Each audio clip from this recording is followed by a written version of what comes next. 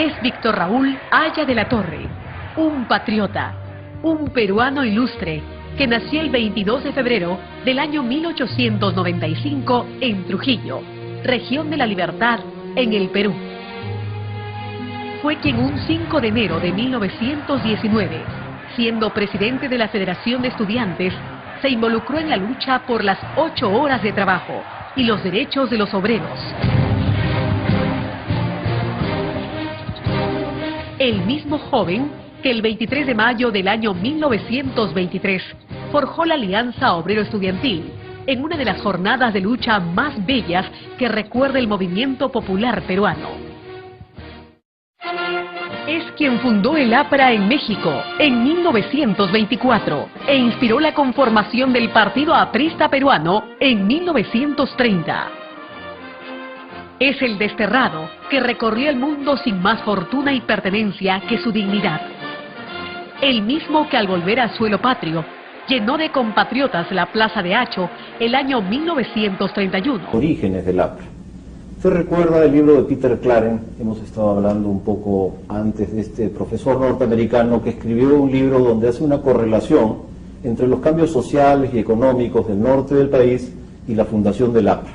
Y resumiendo muy brevemente el argumento para pedirle una opinión sobre él, lo que yo diría es que ahí la correlación es que hubo una gran penetración del capital imperialista para revolucionar el azúcar y se desplazó de la propiedad y de las posibilidades de hacer negocios económicos a grandes sectores de las clases medias. Y estas clases medias habrían sido el motor social del APRA. ¿Le parece válido este argumento? Tuve la fortuna de conversar sobre el libro cuando se publicó con Haya de la Torre, y Víctor Raúl concedía al libro mucho de verdad. Es cierto que al comenzar el siglo XX, la presencia de grandes empresas alemanas o norteamericanas concentraron en Trujillo lo que era propiedad señorial, lo que era vieja propiedad de haciendas anteriores, en grandes espacios agroindustriales, como Casagrande, por ejemplo.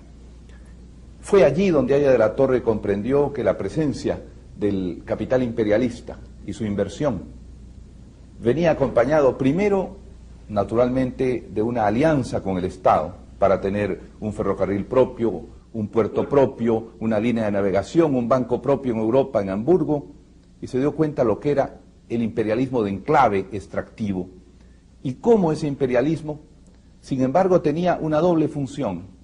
A la vez revolucionaba tecnológicamente la producción y mejoraba algo la condición de los trabajadores que antes eran peones de hacienda y pasaban a ser asalariados, es decir, subían un nivel histórico.